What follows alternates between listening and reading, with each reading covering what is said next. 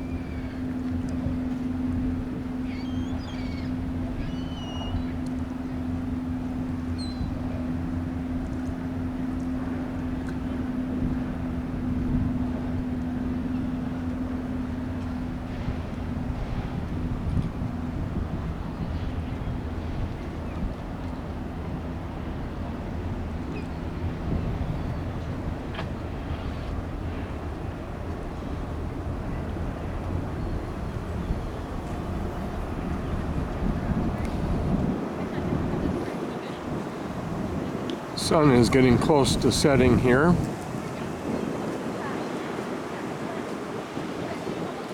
See the bright spot in the clouds. At least it's not causing a huge glare anymore.